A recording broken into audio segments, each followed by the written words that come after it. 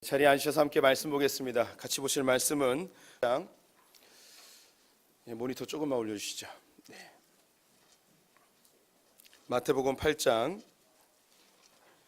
신약성경 11쪽입니다. 마태복음 8장 23절부터 27절까지의 말씀입니다. 마태복음 8장 23절부터 27절 신약성경 11쪽에 있습니다. 한 절씩 교독하시겠습니다. 마태복음 8장 23절부터 27절. 배에 오르심에 제자들이 따랐더니 바다에 큰 놀이가 일어나 바다에 덮이게 되었을 때 예수께서는 주무시는지라. 그 제자들이 나와 깨우며 이르되 주여 구원하소서 우리가 죽겠나이다. 예수께서 이르시되 어찌하여 무서워하느냐 믿음이 작은 자들아 하시고 곧 일어나사 바람과 바다를 꾸짖으시니 아주 잔잔하게 되거늘. 함께 읽습니다. 그 사람들이 놀랍게 여겨 이르되 이가 어떠한 사람이기에 바람과 바다도 순종하는가 하더라. 아멘. 소풍축제 첫째 날 오신 성도님들 주님의 이름으로 환영합니다. 잘 오셨습니다. 옆 사람에게 인사하겠습니다. 당신은 내일 로또의 번호를 꿈에서 보게 될 것입니다. 한마디 더 하겠습니다. 하루에 하나씩 알려주실 것입니다.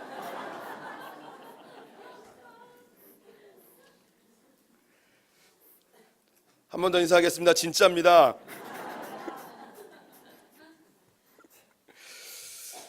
네, 잘 오셨고요. 네, 10년 만에 또 부흥회를 인도하게 되는데요. 평상시에 늘 설교를 하지만 또 마음의 부담도 되고 또 성도님들이 또 특별히 저녁 시간이 평일날 낸다는 게 쉽지 않은데 이 발걸음이 헛되지 아니하게 하기 위하여 좀 기도하는 마음으로 말씀을 준비해 봤습니다. 또 우리 성도님들 또 은혜 받으시고 또 많이 기도하시고 또 하나님께서 주시는 마음 가지고 또 올 한 해 잘 마무리하였으면 좋겠습니다. 이제 오늘 첫째 날 시작해 볼게요. 서양 사람들은요 인생을 항해라고 많이 표현을 합니다. 항해라고 이야기하는 주된 배경이 서양은 다른 나라를 많이 이렇게 정복하고 해양 기술이 발달하고 이렇기 때문에 인생이 항해다라고 표현을 하죠. 또 근데 동양에서는 인생은 고해다라는 말이 있습니다. 인생은 고다라는 말도 있는데 고해라는 말이 있습니다. 이 고해는 고난의 바다라는 뜻이거든요. 그래서 공통되게 서양이나 동양이나 우리의 인생을 바다로 표현을 합니다. 그 이유가 무엇일까요? 바다는 광대함과 동시에 그 목적점이 잘 보이지 아니함과 늘 언제나 달려도 늘 수평선만 있고요. 여기에 또 한 가지 더가 있다면 언제 폭풍우가 몰려올지 모른다는 예측 불허의 상황에 놓여 있다는 것입니다. 그래서 서양 사람들은 인생이 바다와 같다, 항해와 같다 이야기하고 동양인들도 인생은 거친 바다와 같다, 고해다라고 이야기를 하는 것 같습니다. 사실 그런 것 같습니다. 우리 인생이 미래를 알 수 있다면 얼마나 편안하겠습니까? 근데 또 미래를 다 알면 또 재미도 없을 것 같긴 합니다. 하나님께서 우리 성도님들에게 앞으로 무슨 일이 벌어질 거고 또 커서 뭐가 될 거고 이런 거 다 알려준다면 그대로 되기보다는 오히려 우리 인생이 더 망가지지 않을까라는 생각도 해보게 됩니다. 또 노력도 잘 안 할 것 같고요. 인생을 허비할 것 같은 생각이 듭니다. 미래를 알 수 없기 때문에 뭔가 성실하게 충성되게 우리의 삶을 이제 살아내는 것 같고요. 또 미래를 모르기 때문에 착하게 살려고 하는 것 같아요. 미래에 다가오는 두려움을 예방할 수 있는 제일 좋은 방법으로 우리는 착하게 사는 방법을 택하거든요. 이제 악한 것들이 못 오도록 선행을 하면 이런 것들이 막아질까라는 생각을 하게 됩니다. 그럼에도 불구하고 우리의 미래는 늘 불안합니다. 예측하기 어렵기 때문에 늘 걱정되고 염려와 근심으로 살아가는 것이 우리의 현실입니다. 그래서 그런지 사람들이 점도 치고 예언도 또 듣고 싶어 하는 것 같습니다. 우리 성도님들 그 윤창호법이라고 들어보셨습니까? 요즘 이제 국회에서 국회의원들이 상정하여 통과시키려 하는 법의 이제 별칭인데요. 윤창호라는 사람은 이제 22살의 군인이었습니다. 지난달 9월 25일에 휴가에 나왔다가 친구들과 밤늦게까지 놀다가 집으로 돌아가는 길에 해운대에서 많지 않은 승용차가 모는 차에 치여서 지금 이제 뇌사 상태로 지금 병원에 있습니다. 그 친구들이 특별히 이제 같이 있었던 친구가 이 그 억울한 이 그 음주운전으로 인한 인생이 완전히 다 망가져버린 자기 친구에 대한 그 마음이 너무나 이제 간절했던 것 같아요. 이 윤창우라는 이 청년은 이제 법조인이 되는 게 이제 꿈이었습니다. 공부도 굉장히 잘하는 친구였고요. 그래서 그 청와대 국민청원 게시판에 자기 친구 좀 도와달라고 하면서 또 주변에 있는 사람들과 힘을 모아서 또 다른 친구들과 함께 모든 국회의원에게 편지를 돌렸습니다. 무슨 편지였냐면 음주운전하는 사람을 강력하게 처벌해달라는 그런 편지를 돌렸습니다. 이 사건이 많은 국민들에게 공분을 사게 되었고 지지를 얻게 되어서 국회의원 한 10여 명이 어젠가 오늘 음주운전 처벌 강화를 위한 법안을 올린 상태입니다. 근데 제가 좀 알아보니까는 올해만 음주운전 그 처벌 강화를 위해서 19건의 법안이 올라갔대요. 올라가 있는 상태래요. 현재도 올라가 있는 상태인데 한 건도 통과가 안 된 거예요. 이것도 올라가면 어떻게 될지 모르겠는데 또 이 통과가 왜 안 됐는가의 반증으로 뉴스가 나온 게 뭐냐면 국회 사무처에서 근무하는 사람들 중에도 이제 음주운전으로 걸린 사람이 많은 거예요. 근데 그 중에 98%가 음주운전으로 사고를 냈는데도 음주운전으로 걸릴 해도 다 풀려나는 거예요. 국회에서 일한다는 이유로 다 빼기 이제 국회의원들이니까 막 다 풀려나고 그랬답니다. 그게 이제 이 음주운전 처벌 강화의 법률이 통과되지 않는 배경으로 뭐 이렇게 이야기 되어지고 있더라고요. 뭐 정확히는 알 수 없겠습니다. 하지만 이번에는 좀 다르지 않을까라는 그런 소망을 가져봅니다. 언제 우리에게 갑자기 음주운전하는 미친 사람이 나를 칠지 모르고 또 나의 가족이 내가 뜻하지 않는 곳에서 사고를 당할 수도 있는 그런 시대에 살아가고 있습니다. 21세기 최첨단 과학 시대임에도 불구하고 오히려 더 미래를 예측하기 어려운 더 두려움이 강화되어진 사회를 살고 있는 것 같아요.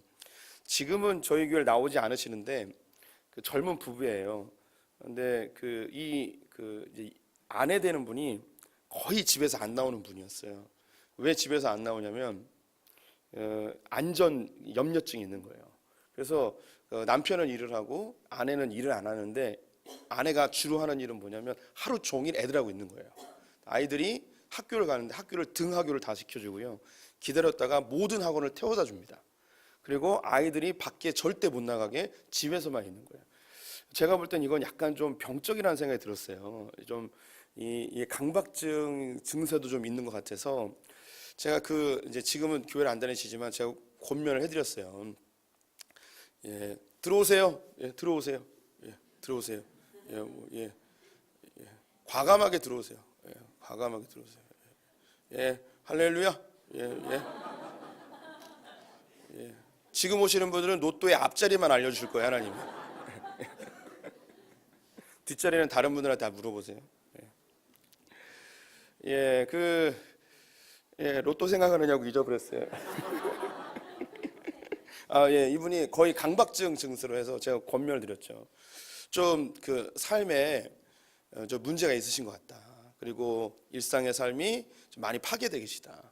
아무것도 못하고 아이들만 지키는 아이들이 2명 있는데 하루 종일 아이들만 생각하는 거예요. 완전히 여기 아이들의 안전에 대한 염려증으로 자기가 문제가 있다는 걸 느껴요. 이러면 안 되는데라고 하면서도 아이들이 1분만 자기 안 가봤대요. 근데 1분만 늦게 들어오고 자기 정해진 시간에 안 오면 그때부터 막 호흡이 막 가파지고 불안해서 어쩔 줄 모르고 막 이러는 상황이 되어버렸습니다. 그래서 좀 치료가 필요하다고 제가 권면해드렸는데 그래서 교회를 안 나오시나? 어쨌든 교회를 안 나오십니다.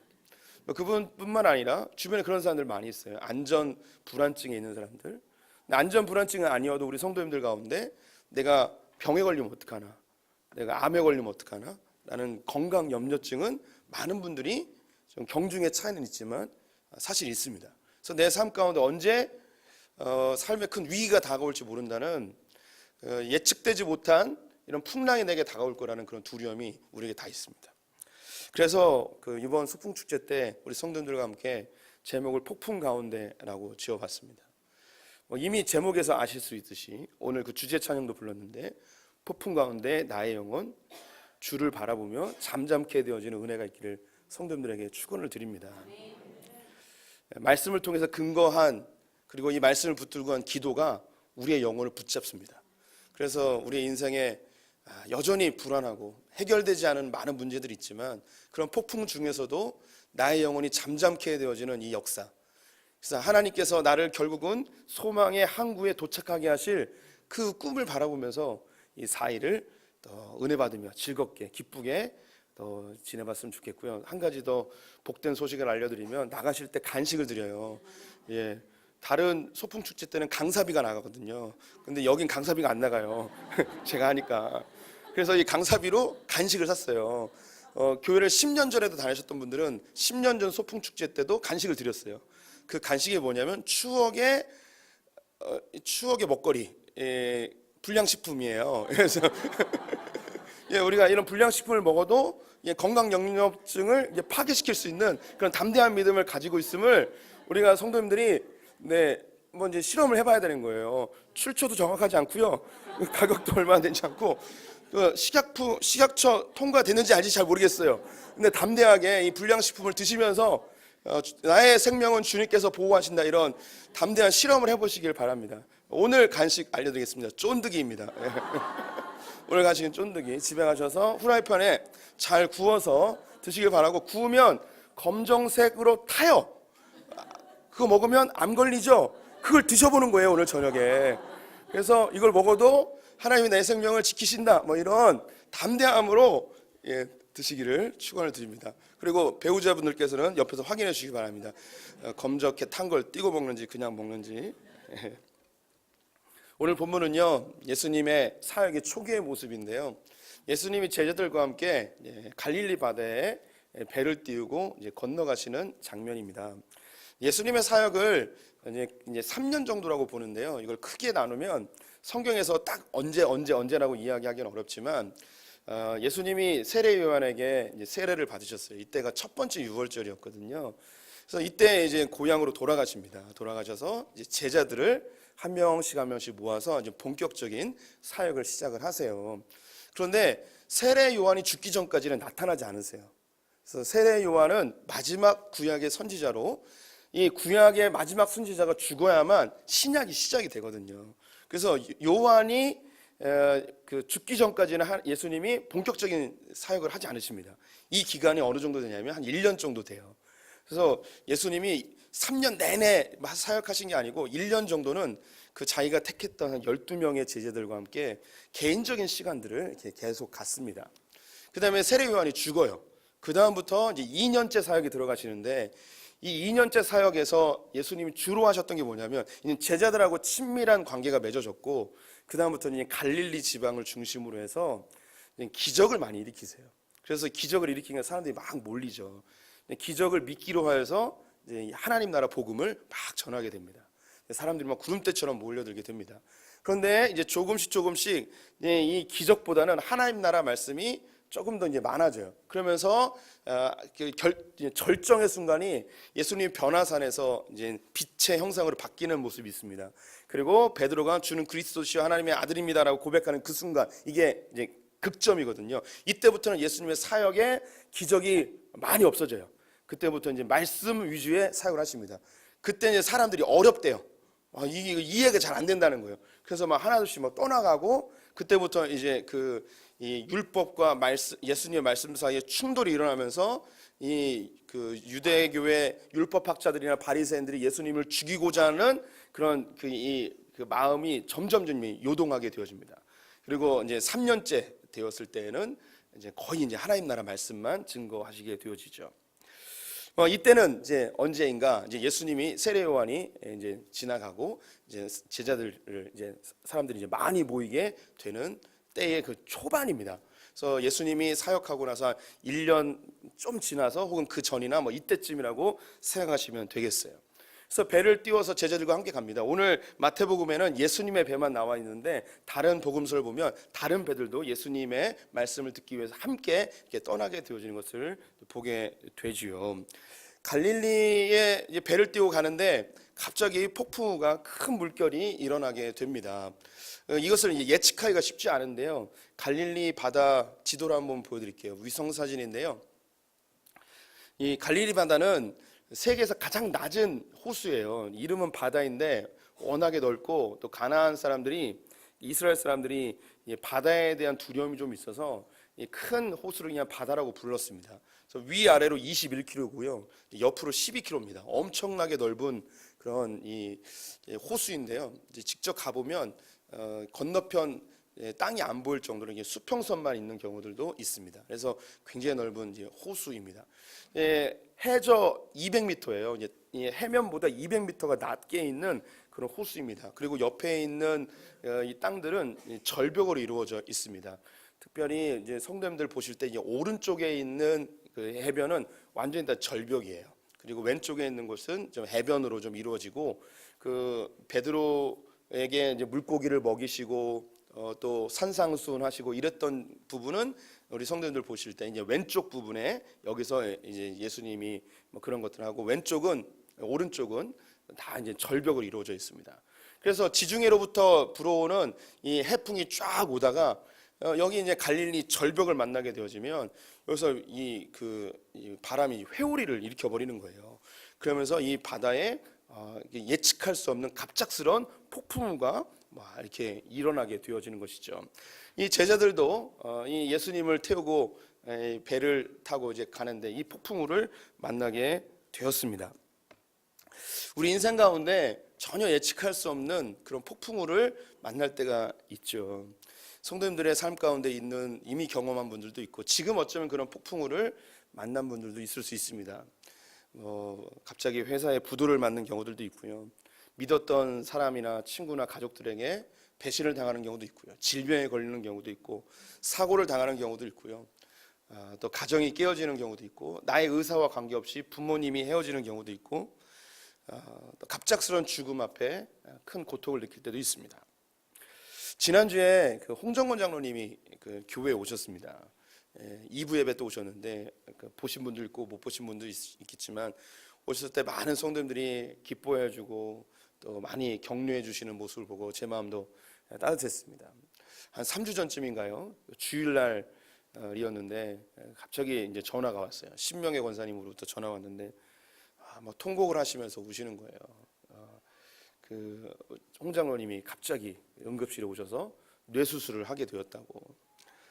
그래서 이제 예배를 마치고 이제 가보게 되었는데 금요일 날 저녁에 주무시다가 침대에서 떨어지신 거예요. 침대에 떨어졌는데 이게 머리를 부딪히셨죠. 그래서 크게 뭐 그 외상도 없고 그래서 그냥 괜찮다고 생각하고 그냥 계속 주무신 거예요. 토요일도 지났어요. 토요일 날 따님의 갑상선 암 수술로 이제 병원도 갔다 오고 퇴원하면서 또 데리고 오고 뭐 이런 일을 하였습니다. 근데 주일 날 교회 오려고 준비를 하시는데 갑자기 어지럽고 토하시면서 쓰러지게 되신 거예요. 그래서 깜짝 놀라서 이제 구급차 타고 인하대병원에 왔는데 응급실에 데려왔더니 머리에 피가 이제 터져서 고여 있는 거예요. 근데 바로 이제 수술을 하게 됐죠. 얼마나 큰 이 당황스러운 일이겠습니까? 제가 우리 성도님들이 가끔 새벽에 전화하거나 밤중에 전화하고 쉬는 날 전화하면요, 제가 막 한 살씩 생명이 줄어드는 것 같아요. 그래서 성도님들이 전화를 하지 말라는 의미가 아니고 급할 땐 진짜 전화하시고요. 별로 안 급한 거면 문자로 쉬는 날은 문자로 하셔도 돼요. 밤중에 하셔도 돼요. 괜히 보고 싶다고 막 전화하고 그러면 조금 가슴이 가끔 있어요. 보고 싶어하는 사람.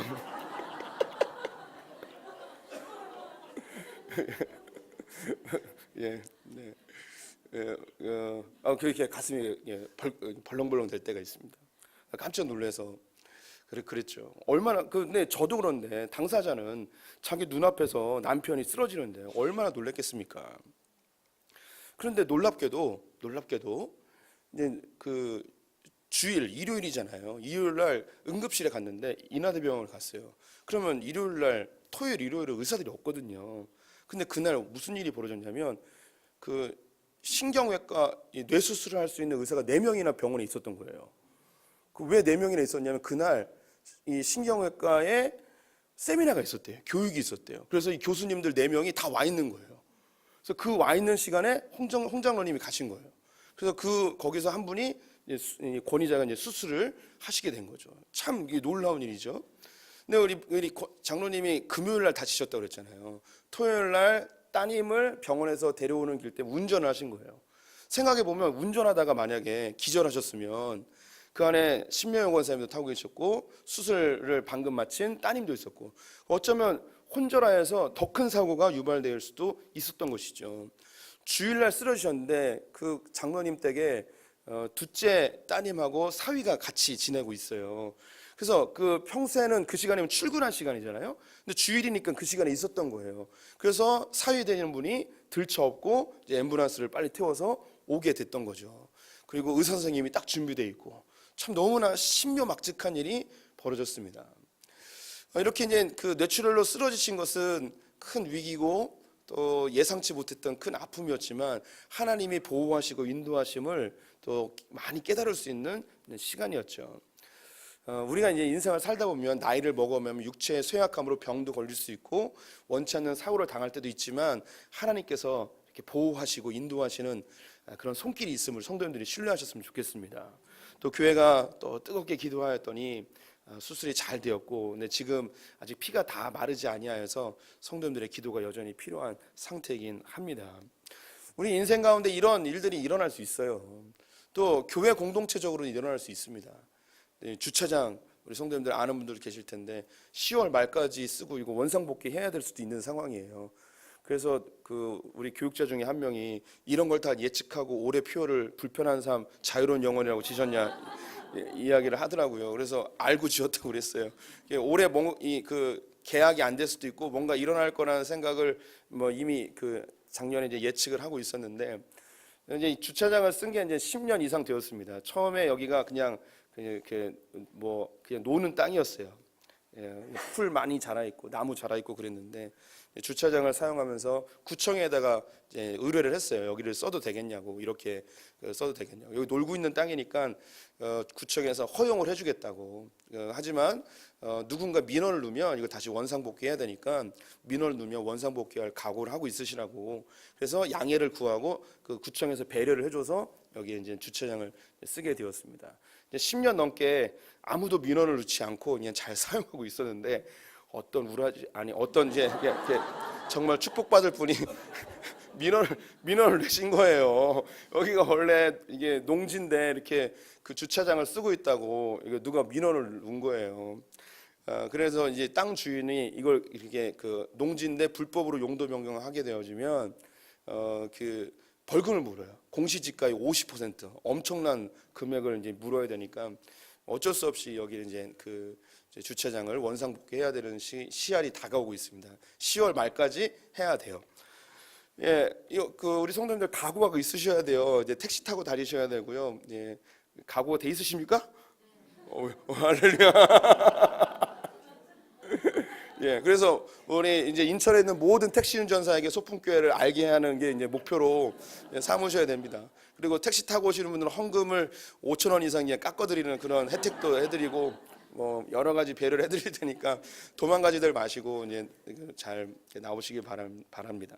우리 장로님들을 또 중심으로 해서 이 문제를 지금 해결하기 위해서 노력을 하고 있습니다. 이제 중요한 그 몇 가지 일이 있는데 그중에 50%는 왔습니다. 이제 나머지 하나가 남아 있는데 우리 성도님들도 뭐 주차장이 있고 없고가 이제 교회의 본질과는 뭐 해당은 되지는 않습니다. 하지만 성도님들이 그 교회에 좀 더 편리하게 예배드릴 수 있는 환경으로서는 이제 주차장이 필요하죠. 우리 성도님 중에 한 분이 이런 얘기를 하셨대요. 제가 직접 들은 얘기는 아닌데 소풍교회가 자랑할 게 딱 두 가지가 있대요. 하나는 주차장과 하나는 목사님이라고. 그래서 이제 주차장이 없어지면 이제 성도들이 반을 없어지는 거죠. 뭐 각오는 하고 있지만 그래도 신앙생활은 뭐로 하는 거라고요? 그래, 의리. 할렐루야. 이제는 몸으로 하는 것과 의리로 하는 것 중에 이건 이제 잘 구분할 수 있으신데 이제 감사합니다. 어떻게 보면 교회에 당한 폭풍일 수 있습니다. 너무 잔잔한 폭풍이라 장로님들만 열심히 뛰고 있긴 한데 어쨌든 우리 성도님들의 삶에 만나는 여러 가지 폭풍우들이 있을 수 있죠. 이 제자들이 바로 이 폭풍우를 만나게 되었는데 문제는 뭐냐면 이 본문을 보니까 예수님이 주무시고 있는 거예요. 주무시고 있는 거예요. 이 당시에 이제 갈릴리에서 썼던 이제 배는요 4명이나 한 6명 정도가 노를 짓습니다. 그리고 한 명은 뒤에서 이제 키를 잡고 있어요. 그리고 이제 앞에 이제 그 한 명 정도가 누워서 이제 잠을 청할 수 있을 만한 공간이 있습니다. 그러면 이제 밤새 고기를 잡아야 되는 거예요. 그러면 이제 한 명씩 이제 피곤한 사람들이 돌아가면서 이제 잠을 청하고 또 이제 물고기를 잡고 하는 일들을 하게 됩니다. 그런데 이제 배에 타고 있었습니다. 몇 명이 탔는지는 알 수 없지만 뭐 적어도 5명에서 7명은 타고 있는 거죠. 이제 배를 열심히 짚고 있는데 갑자기 폭풍우가 몰려왔어요. 근데 예수님이 여기서 이제 주무시고 계시는 거예요. 폭풍우가 몰려왔으면 사람들이 열심히 노를 짓고 또 이것을 이제 문제를 해결하기 위해서 애를 쓰고 있으면 예수님도 벌떡 일어나셔가지고 좀 도와주고 그래야 되는데 전혀 이제 그렇지 않으시는 거죠. 우리가요, 예수님을 믿으면 내가 이제 배의 선원이에요. 제자예요. 그럼 내가 타고 있는 이 배에 예수님이 안 계신 것 같이 느껴질 때가 있는 거죠. 분명히 난 예수를 믿었고 예수님을 태웠는데 이 배에 예수님이 안 계신 것처럼 느껴질 때가 있단 말이에요. 예수님 분명히 계시는 거 알아요. 근데 예수님이 아무것도 하지 않고 주무시는 것 같고 아무데도 안 계신 것 같은 그런 생각이 들 때가 있단 말이죠. 시편 22편 1절 2절 말씀 다윗이 지은 시인데요. 같이 한번 읽어보도록 하겠습니다. 내 하나님이여 내 하나님이여 어찌 나를 버리셨나이까 어찌 나를 멀리하여 돕지 아니하시오며 내 신음소리를 듣지 아니하시나이까 내 하나님이여 내가 낮에도 부르짖고 밤에도 잠잠하지 아니하오나 응답하지 아니하시나이다. 다윗이 10여 년 동안 사울을 피하여 도망자의 세월을 보냅니다. 하나님께 얼마나 많이 기도했겠습니까? 자기는 크게 잘못한 것도 없는데 죽음의 위협 속에 어디를 가도 늘 자기를 밀고 가고 마음 편하게 다리 쭉 뻗고 잘 수 있는 상황이 아무데도 없습니다. 수개월 동안 씻지 못해서 온몸이 가렵고 제대로 먹지도 못하고 이런 상황 속에서 하나님 제발 이 고난을 좀 멈춰 주시옵소서. 언제까지 이렇게 힘들어야 됩니까? 라고 아무리 부르짖어도 하나님이 나를 버리신 것 같은, 하나님 내 신음소리까지도 듣지 않으시고 아무 응답도 하지 않는 듯한 그런 느낌을 받을 때가 있어요. 우리 성도님들이 삶의 고난을 만날 때, 풍랑을 만났을 때 하나님께 부르짖고 작정기도 하고 금식도 하고 그랬지만 아무런 응답이 없는 그런 하나님이 안 계신 것 같은 그런 상황을 경험할 때가 있습니다. 어쩌면 지금 이 소풍 축제에 오셨을 때 하나님이 안 계신 것 같은 그런 마음의 공허함 속에서 이 축제를 통해서라도 좀 응답 받아볼까, 주님의 사랑을 좀 느껴볼까, 저 은혜를 좀 경험해볼까 해서 간절한 마음으로 오신 분이 있을 수도 있습니다. 다윗이 이런 고백을 했는데 예수님도 유사한 고백을 하게 되어지죠. 나의 하나님 어찌하여 나를 버리십니까? 예수님 돌아가실 때 하늘이 검게 가려워졌는데 이건 많은 신학자들이 하나님과의 단절이라고 표현을 합니다. 하나님이 자기 아들을 죽이시는 그곳 하나님이 버리신 거예요. 아들을 버려버린 거죠.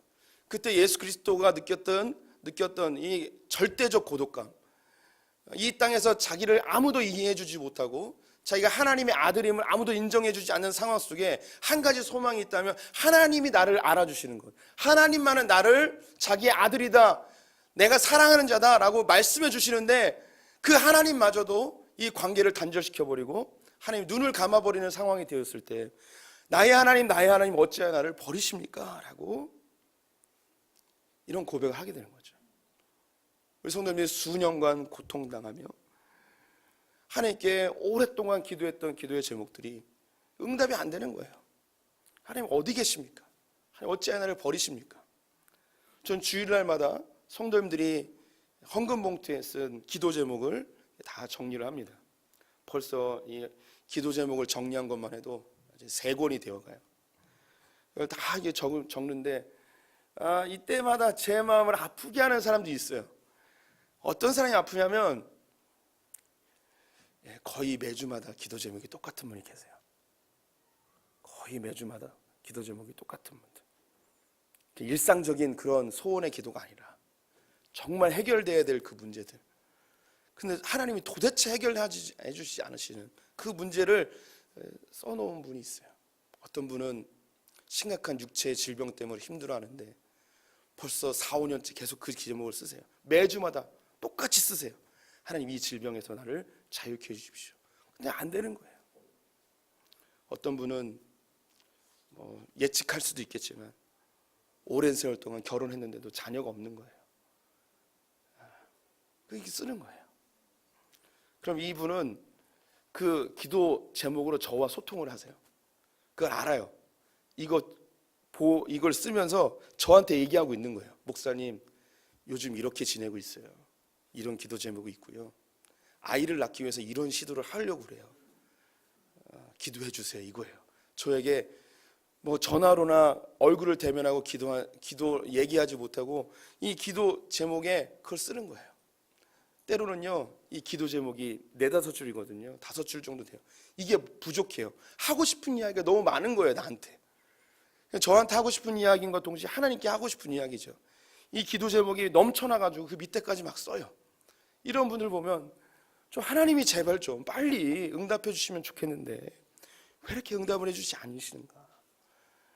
제가 가끔은 성도님들의 가정사나 혹은 육체의 질병이나 이런 걸 보면서 목회자로서 정말 자괴감을 느낄 때가 종종 있어요. 그때가 언제냐, 내가 좀 뭐가 좀 그 능력이 돼서 손 얹으면 좀 나았으면 좋겠고, 내가 좀 돈이 많아서 이 어려운 분의 이걸 좀 해결해 줬으면 좋겠다는 그런 마음이 있어요. 어떤 분은 분식점 좀 내고 싶다고, 자기 힘으로 돈을 좀 벌고 싶은 마음에, 근데 뭐 상황이 안 되는 거죠. 몸이 너무 연약해서 일하고 싶은데 일할 수 있는 상황이 안 되는 거예요. 제발 내 몸 좀 건강하게 해달라고. 돈이 들어올 때가 아무 데도 없어요. 형이 조금 도와주는 그런 돈으로 살아가고 있는데 몸이 제발 건강해져서 일해봤으면 좋겠다고. 이런 기도 제목들을 쓰시는 분들이 있습니다. 그러면 저를 자책해요. 목사가 시덥지 않아가지고 이런 거 기도하면 그냥 쫙쫙쫙 다 해결되고 그래야 되는데 하나님 어디 계시는가, 이런 고민을 할 때가 있죠. 우리가 성경을 딱 피면 제일 처음에 창세기가 나옵니다. 창세기에서 제일 먼저 만나는 하나님은요, 일하시는 하나님이에요. 빛이 있으라, 궁창과 바다와 각종 식물과 동물과 사람을 만드시는 참 열심히 일하시는 하나님을 딱 만나게 돼요. 근데 2장으로 딱 넘어가면 어떤 하나님이 기다리고 있냐면 아무것도 안 하시는 하나님이 기다리고 있어요. 일을 안 하세요. 하나님은 안식이 필요한 분이 아니에요. 하나님은 졸지도 않고 주무시지도 않는 분이에요. 예수님도 같은 분이시라 여기에서 며칠 동안 밤을 새도 괜찮은 분이에요. 자기의 능력으로 충분히 해결할 수 있어요. 근데 주무시고 계세요. 하나님이 주무실 필요도 없고 졸지도 않으시고 쉴 필요가 없는 분인데 성경에서 그 하나님이 아무것도 하지 않고 쉬고 계세요. 안식하고 계세요. 그러면서 우리에게 동일하게 아무것도 하지 말라고 이야기까지 하세요. 그럼 하나님 왜 아무것도 안 하실까요? 왜 주무시고 계실까요? 왜 하나님은 안 계신 것처럼 숨어 계실까요? 왜 우리에게 나타나지 않고 내 긴급한 기도의 제목에 왜 응답하지 않으실까요? 하나님이 일하지 않으시는 3가지 중요한 이유가 있습니다. 첫 번째는요, 하나님은 우리에게 위임적 권위를 주셔서 하나님이 하실 수 있는 일인데 그 일을 우리에게 맡기셨어요. 그리고 우리 보고 하래요. 이걸 동역이라 하는데요, 바울은 하나님과 내가 동역자다라는 표현을 쓰고 있어요. 하나님 우리와 함께 일하고 싶어 하세요. 우리를 종이나 노예로 만들지 않고 동역자로 생각하셔서 하나님이 마땅히 할 수 있는 일인데 우리에게 맡기신 거예요. 사람들에게. 하나님이 사람에게 명령한 몇 가지가 있는데 제일 쉽게 이해할 수 있는 것은 지상명령, 모든 민족으로 제자를 삼아 복음을 전하라는 것이죠. 하나님은요, 돌들을 아브라함 대신에 자손을 만들 수 있는 분이에요. 하나님은 마음만 먹으면 사람들 다 예수 믿게 할 수 있는 분이에요. 실제로 최근에 보고된, 말씀드린 것 같은데 보고된 자료들에 의하면 전 세계에 가장 많이 예수를 믿고 있는 나라를 꼽으라면 어느 나라냐면 이란이에요. 이란. 놀랍게도 이란이에요. 이란에서는 한 부족이 예수를 믿고요, 이런 일이 벌어져요. 신기한 게 말씀드렸던 것 같은데 갑자기 텔레비전을 보고 있는데 저녁 뉴스 나오는데 갑자기 지지직하더니 아나운서가 갑자기 복음을 전하는 거예요. 텔레비전에서. 안 믿겨지죠? 이란으로 가세요. 막 복음을 막 전하는 거예요. 그래서 영접기도 하고 예수를 믿겠다고 갑자기 지직하더니 다시 정규방송 나오고, 놀래가지고 밖으로 나와보니까는 자기만 그런 게 아니고 그 동네에 있는 모든 텔레비전이 그런 거예요. 그래서 단체로 막 예수를 믿어버리는 이런 일이 벌어지는 거예요. 터키의 선교사님이 그 성경책을 가지고, 터키도 그 이슬람 지역이라 예수를 못 전해요. 그래서 성경책을 차에다 싣고 하나님이 어디로 가라고 그랬어요. 어딘지도 모르는 거예요. 그냥 성경책 싣고 가는 거예요. 막 가고 있는데 터키도 이제 이슬람 지역이기 때문에 무장 강도들이 많아요. 발전했음에도 불구하고 오지로 가면 그래요. 이슬람 지역들은 먹고 살기 어려워서 이런 무장 강도들이 많아요. 그래서 막 뭐 두려워만 가지고 알지도 못하는 곳으로 그냥 가라고 그러니까 그 방향으로 계속 가는 거예요. 근데 저 멀리에서 사람들이 모여 있는 거예요. 뭐 겁나죠. 막 가슴이 막 뛰죠. 차를 세우더래요. 세워가지고 하더니 여기 왜 왔냐고 막 그러는 거예요. 근데 성경책 가져왔다고 이야기를 못 하는 거죠. 막 그러더니 여기 그 터키에 있었던 그 사람이 이 선교사에게 물어본 거예요. 혹시 성경책 가져왔냐고. 왜? 맞다고. 그럼 물어보면 놀래가지고 여기 왜 나와 있냐고. 우리는 저 건너에 살고 있는데 예수를 이제 믿기로 했는데 성경책이 없는데 어느 날 갑자기 그 주님이 음성으로 지금 어느 기회에 기다리고 있으면 성경책 갖고 오는 차가 있을 거라고. 그 차를 그 성경책 받으라고. 예, 안 믿겨지시죠? 이건 제 터키 선교사님한테 직접 들은 거예요. 예. 이런 일이 있는 거예요, 이런 일이. 하나님이요 하면 할 수 있어요, 할 수 있어요. 예수 믿는 사람 다 불러낼 수 있단 말이에요. 그런데 이 일을 미련한 전도로 하게끔 우리에게 맡기셨어요. 왜 맡기셨을까요? 그 죽어가는 영혼 한 명 살리는 이 기쁨을, 천하보다 소중한 이 영혼 살리는 일을 우리와 함께 하고 싶은 거예요. 함께. 이 하나님의 나라를 이루는 일에 함께 동참하여 기쁨을 누리게 하는 거죠. 하나님이 또 두 번째로 명령한 게 뭐냐면 문화 명령이라고도 하고 하나님 나라를 만드는 명령이에요. 생육하고 번성하여 충만하고 정복하고 다스리라는 이 하나님 나라 이루는 명령이 있어요. 이 명령을 우리와 함께 하고 있는 거예요. 하나님께서 이 죄악된 세상을 싹 밀어버리고 하나님 나라를 만들 수 있어요. 예수 그리스도가 왕으로 세워진 나라를 만들 수 있단 말이죠. 나중엔 그렇게 실제로 하실 거예요. 근데 우리에게 이 일을 하래요. 죄악된 세상에서 하나님의 질서와 말씀으로 다스려지는 나라를 한번 만들어 보라는 거죠. 이 대한민국 정말 썩어 빠진 나라인데 예수 그리스도를 믿는 사람들로 인해서 조금씩 개선되는 모습을 한번 만들어 보라는 거예요. 우상으로 가득 찼던 나라를 예수 그리스도로 인하여서 푸르는 계절이 오게 하는 그런 나라 한번 만들어 보라는 거죠. 옛날보다 얼마나 많이 이 대한민국이 신앙의 자유와 계급이 타파되어지고 하나님의 질서가 이루어지는 그런 나라가 되었습니까? 또 한 가지는 이웃을 사랑하는 명령을 하나님 우리에게 주셨어요. 우리가 가끔 그런 생각해요. 저 아프리카에서 굶어 죽어가는 사람들 왜 하나님이 먹이지 아니하시고 다 사랑한다고 하면서 왜 저들에게 고통을 주시는가 막 이런 생각을 해요. 하나님이 불공평하시고 하나님이 이런 걸 보니 하나님은 안 계시고 하나님은 죽었다라고 이야기하는 사람들이 있죠. 그런데 하나님께서 이 일에 대해서 하나님이 할 수 있어요. 하나님은 오병이어로 5천 명을 먹였고요. 만나 매출하기로 200만 명이 넘는 이스라엘 백성을 먹일 수 있는 분이셨어요. 그런데 이것에 대하여서 우리에게 명령하셨어요. 너희들이 이웃을 사랑하라고. 놀라운 건요, 이 세상에 있는 모든 음식물은요, 이 세상 사람들이 먹고도 남아요. 우리 성도님들은 이미 아시겠지만 한 해에 미국에서 버려지는 그 음식물만 가져와도 한 달에 버려지는 음식물, 태평양과 대서양에 다 바다에 빠뜨려 버리는 그 음식물만 가져와도 아프리카 사람들 다 배불리 먹고 남는데요.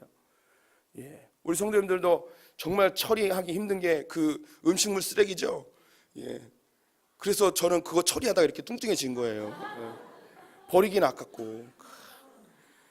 그런데 또 그 참 우리 옆편네는 좀 이렇게 막 냉장고를 좀 뒤져서 없애서 좀 만들어야 되는데 계속 뭘 사요.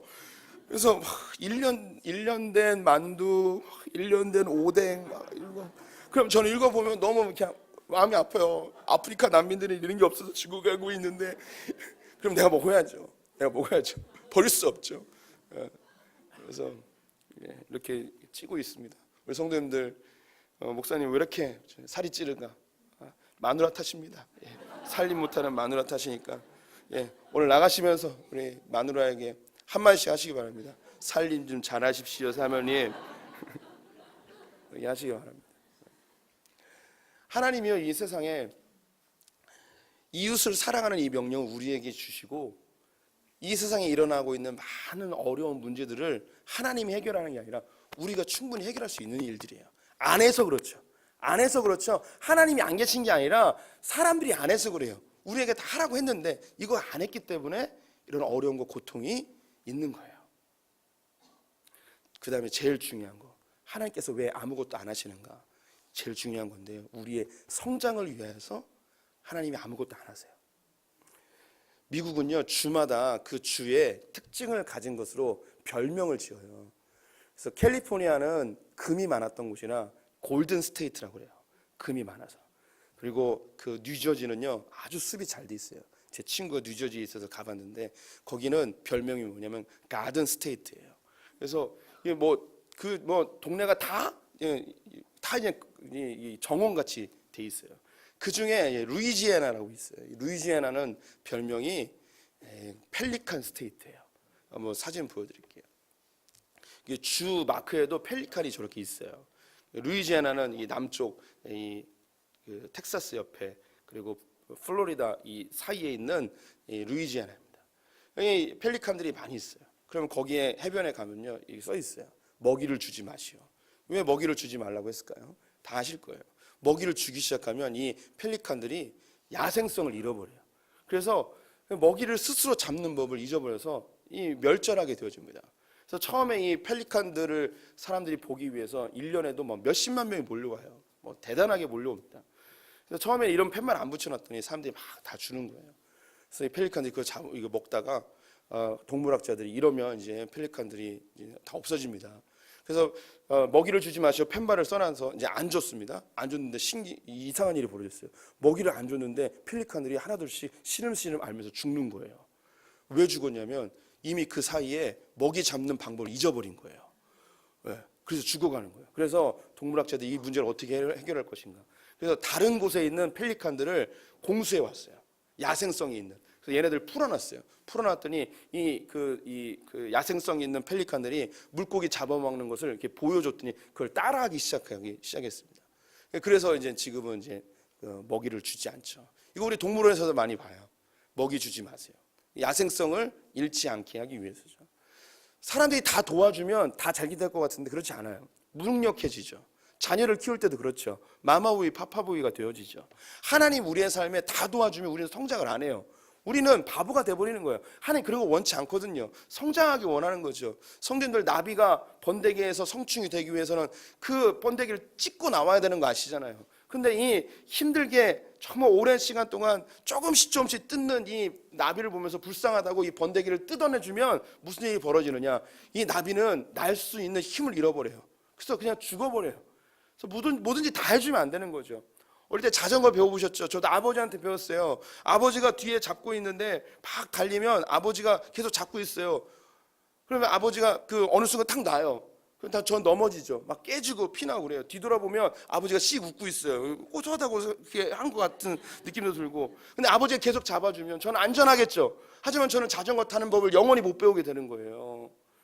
이렇게 이제 이제 하게 되어집니다. 하나 또 빼먹었는데 하나님이 우리에게 아무것도 하지 않게 하는 이유, 우리에게 상 주고 싶어 하세요.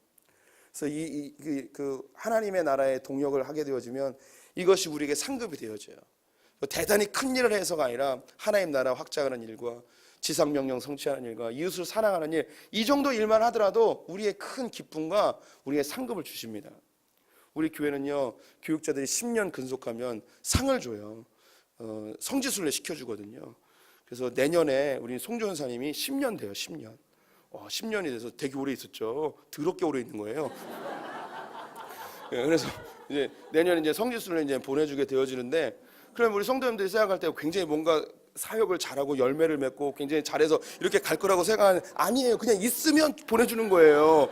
있으면 보내주는 거예요. 하나님이요, 그냥 우리가 대단히 전도를 몇 명, 몇천 명 하거나 하나님 나라를 위해서 굉장히 헌신하거나 목사가 되거나 전도사가 되거나 이런 것 때문에 우리에게 상 주시는 게 아니라 그냥 하나님 명령에 순종하며 내가 할 수 있는 부분까지만 하면 그냥 상 주시는 거예요.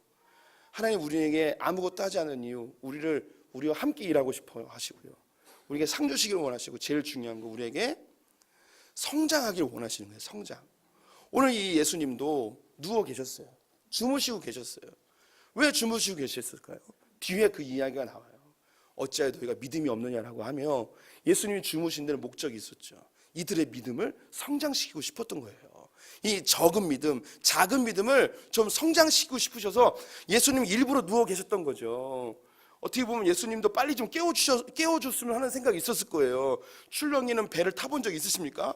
예수님은 완벽한 인간으로 오셨기 때문에 출렁이는 배에 굉장히 참고 있을 거예요. 그래서 이 녀석들 좀 빨리 좀 깨워주지.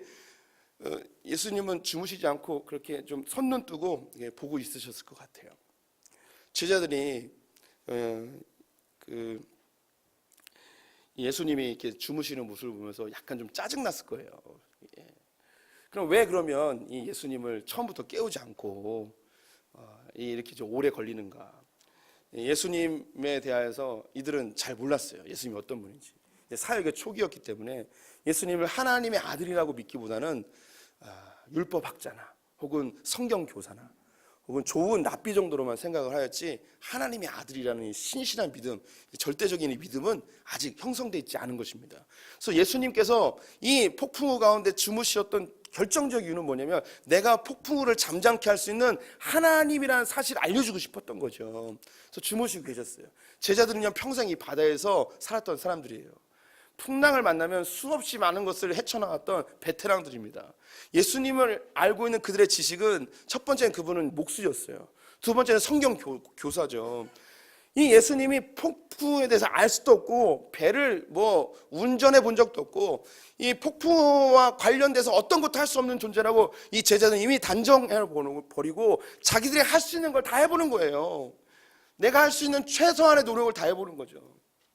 그때 나중에서야 이제 자기의 능력, 자기 힘들의 능력으로 이 폭풍우를 제어할 수 없는 것을 깨닫게 되어지자, 그때서야 예수님을 깨우게 됩니다. 근데 깨우는데 우리 좀 도와주세요, 이 문제 좀 해결해 주세요, 이 정도의 뉘앙스인 것 같은데, 오늘 본문을 보면 주여 우리를 구원하소서, 그래서 좀 되게 좋은 말 같아요. 그런데 마가복음에서는 좀 다르게 이야기해요. 마가복음 4장 34절 말씀, 38절 같이 읽겠습니다.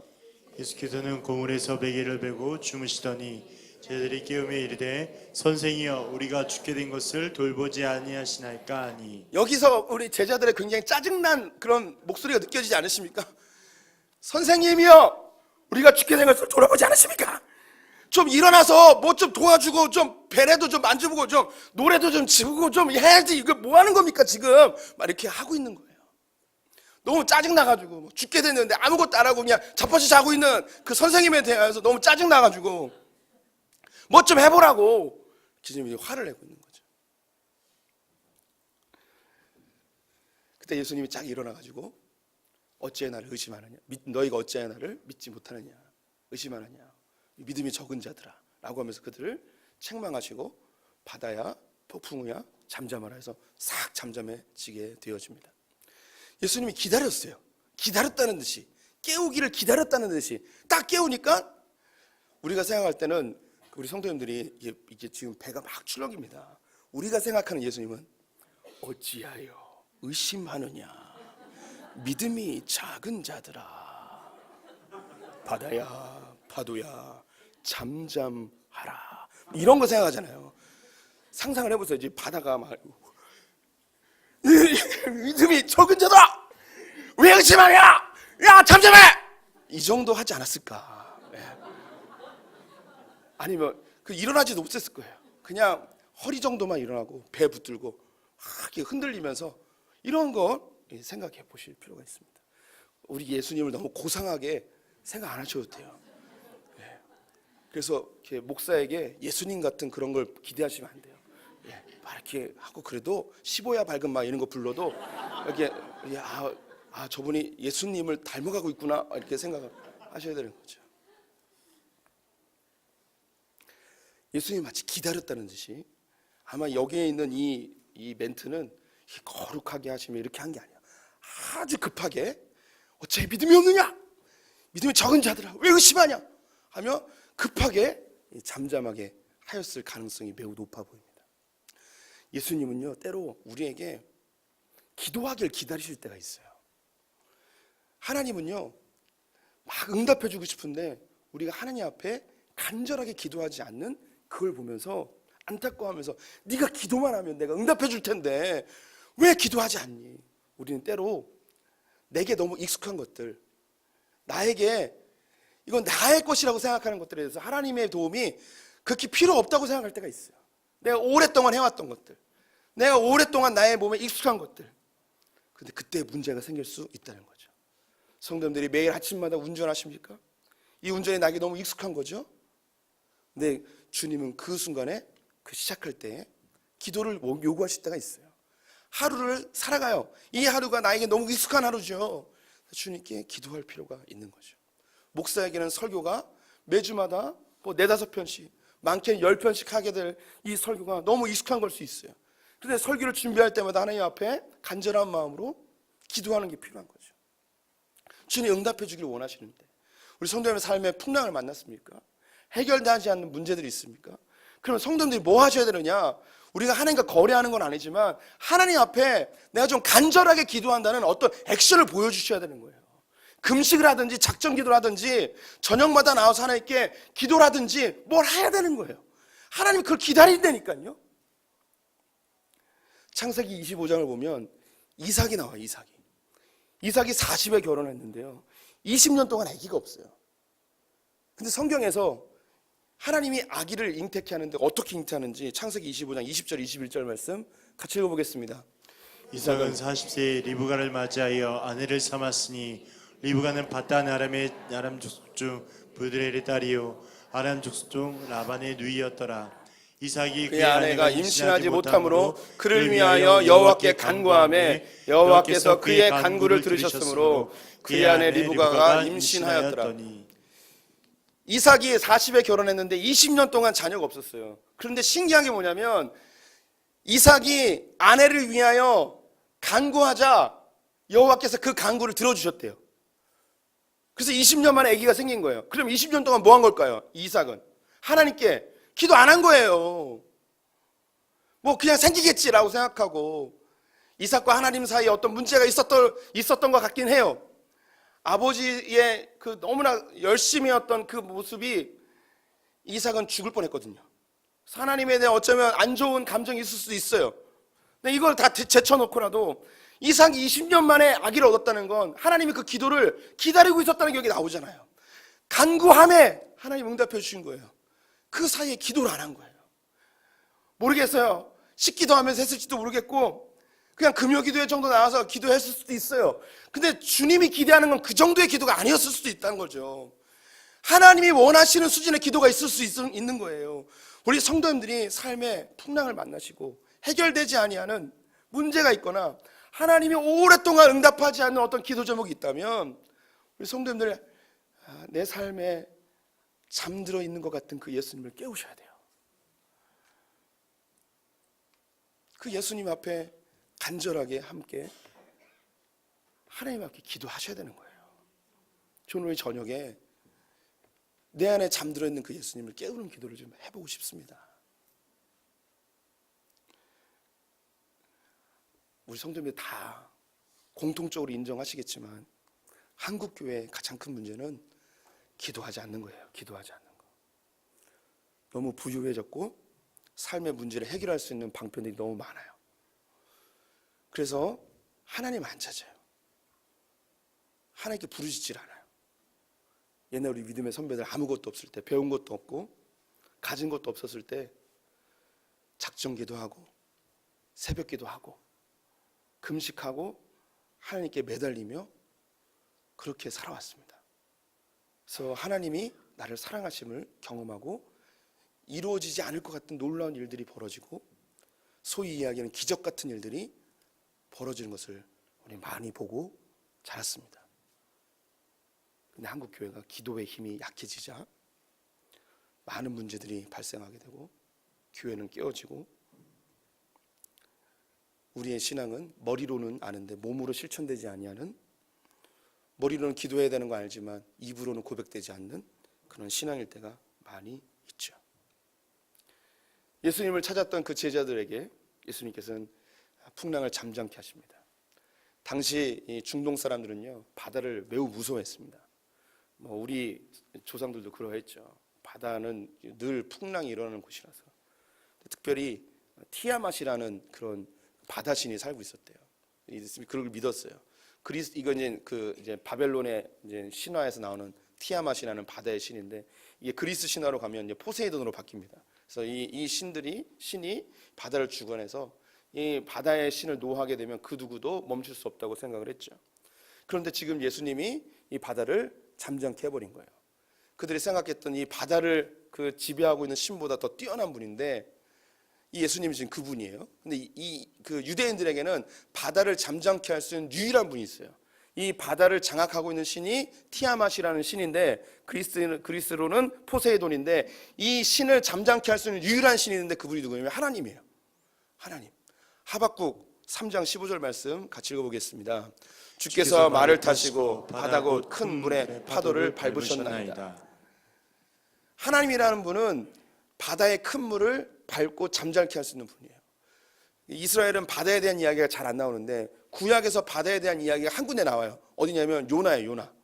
요나가 다시스로 가다가 물에 빠지잖아요. 그때 거반 다 죽게 되어진 그 선원들이 요나를 던지게 되어지자 바다가 잠잠케 되어졌습니다.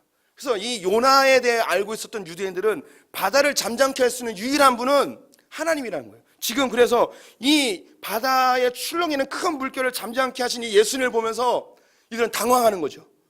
이걸 할 수 있는 분은 유일하게 하나님밖에 없는데 그럼 이렇게 잠잠케 했으면 제자들이 뭐라고 고백하면 될까요? 지금 예수님이 바다를 잠잠케 했으면 제자들이 뭐라고 고백하면 좋을까요? 와! 하나님이다! 라고 해야 되는 거 아니에요? 27절에 뭐라고 고백하는가? 보겠습니다. 그 사람들이 놀랍게 여겨 이르되 이가 어떠한 사람이기에 사다와 바다도 순종하는가 하더라. 아, 하나님이다 라고 해야 되는데 사람들이 뭐라고 이야기하느냐? 도대체 이 사람이 어떤 사람이길래 여전히 그들에겐 이 예수가 뭐로 보이는 거예요? 사람으로 보이는 거예요. 사람. 이 사람이 어떤 사람이기에 바다와 파도를 잠잠케 하느냐? 여기서 굉장히 놀라운 언어 유희가 나와요. 성경 보시면 25절에는 그 제자들이 라고 돼 있어요. 여기는 안 나와요. 여기 성경을 봐야 돼요. 25절에 그 제자들이 나와 라고 돼 있어요. 제자들이라고 돼 있어요. 그 제자들이. 27절에 뭐라고 돼 있습니까? 그 사람들이. 성경은요 고의적으로 25절에서는 뭐라고 얘기해요? 제자라고 했다가 27절에서는 사람이라고 얘기해버려요. 제자가 아니에요. 사람이에요. 예수 그리스도의 엄청난 놀라운 사역을 보고도 이분이 하나님이다 라고 깨닫지 못하는 이 예수님을 따랐던 이 사람들은 더 이상 제자가 아니고 사람으로 바뀌어버리는 거예요. 우리 성도님들, 예수님께서 잠잠하셨던 이유는 바다가 잠잠케 해야 되는 모습을 보고 예수 그리스도가 하나님임을 신뢰하고 예수님을 따르게 하기 위해서예요. 우리 성도님의 삶의 고난의 풍랑이 찾아오는 이유는 무엇이냐? 내가 믿고 있는 그 예수 그리스도가 하나님이라는 사실을 믿게 하기 위해서죠. 풍랑은 우리 성도님들에게 징계가 아니에요. 나를 성장케 하시는 하나님의 손길이에요. 고난에 대해서 늘 이야기하지 않습니까? 고난은 우리를 정결케 합니다. 그리고 우리를 하나님께 가까이 가게 하죠. 그리고 우리를 성장하여 하나님의 영광과 상급을 받게 합니다. 풍랑을 만나셨습니까? 그럼 우리가 제일 먼저 뭐 해야 될까요? 내 안에 계신 그 예수 그리스도를 깨워야 돼요. 근데 그분이 주무시고 계셨을까요? 아니에요. 내가 찾기를 기다리고 있었던 거죠. 왜 하면서 기다리고 있었던 거예요. 제발 나 좀 빨리 좀 찾으라고. 여전히 찾고 계십니까? 지금까지 찾아오셨습니까? 포기하지 마시고 주님의 때에 반드시 이루어 주십니다. 아무것도 염려하지 말고 모든 일에 기도와 간구로 하나님께 감사함을 하려면 모든 지경에 뛰어나신 그리스도의 평강이 우리의 마음과 생각을 지켜주시는 거예요. 하나님의 때가 이를 때까지 내 마음을 지켜주시는 그 하나님의 그 손길을 경험해야 돼요. 제가 얼마 전에 같이 신앙생활했던 한 장로님 부부를 만났어요. 거의 10년 만에 만난 것 같아요. 제가 참 사랑하고 좋아했던 장로님 부부였는데 이번 대기업에 다녔던 분이었어요. 너무 아름다운 가정이었고 너무나 사람들에게 존경받는 가정이었어요. 근데 어느 날 갑자기 아들이 물놀이 갔다가 죽었어요. 근데 그 전에 만났던 이 아내분의 모습과 10년이 지나서 봤던 이 모습은 완전히 달랐어요. 제가 이분을 보면서 계속 아름답다고 그랬어요. 이 아름다움이 그냥 외모의 아름다움이 아니에요. 지금 나이가 60이 되셨는데 그냥 아름다움이 아니고 이분 안에 하나님이 어떤 일을 하신 게 느껴지는 거예요. 저는 알거든요. 아무도 이 부부에게 아들 얘기를 안 해요. 물어볼 수가 없죠. 고통이니까 물어보지 못하죠. 제가 근데 대놓고 물어봤어요. 아들에 대해서 1시간 울면서 막 이야기했습니다. 하나님 어디 있냐고, 왜 아들을 데려가냐고, 하나님 원망하고 하나님을 불평하고 막 울부짖고 그런 가운데 그래도 죽을 것 같은 거예요. 그래서 이분이 살려고 뭘 했냐면 매일마다 집에서 하나님께 예배를 드리기 시작했습니다. 찬송을 부르고 말씀을 읽고 하나님께 울부짖으며 기도하게 됩니다. 이 세월을 하루도 빠지지 않고 지금도 하고 계시대요. 왜 했냐고 그랬더니 살려고 한대. 살려고. 뜻하지 않은 큰 풍랑을 만난 거죠.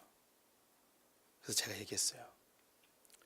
집사님의 아들은 집사님에게 이 믿음의 성장의 선물을 주고 떠나셨습니다. 인생에서 경험하면 안 되는 그 아픔을 경험했지만 아들이 떠난 그 상황 속에서 하나님을 붙들자 하나님께서 그 집사님의 믿음을 더 견고히 하였죠. 어쩌면 그분에게는 이 믿음이 견고해지지 않더라도 아들이 있었으면 하는 마음이 있었을 것입니다. 하지만 하나님 나라 입장에서는요, 아들이 빨리 죽은 것보다 더 소중한 게 한 영혼이 온전케 되어져 주님 나라 오는 거였습니다. 우리 성도님들에게 때로는 감당할 수 없는 풍랑을 주실 때도 있습니다. 하지만 그 풍랑 가운데 주님을 신뢰하시기 바랍니다. 하나님이 우리에게 가장 좋은 것으로 인도해 주는 분이십니다. 잠들어 계시는 그 예수님을 깨우시고 그 주님만 바라보는 분들 되시기를 축원드립니다. 우리 찬양 한 장 해볼까요? 괴로울 때 주를 보라.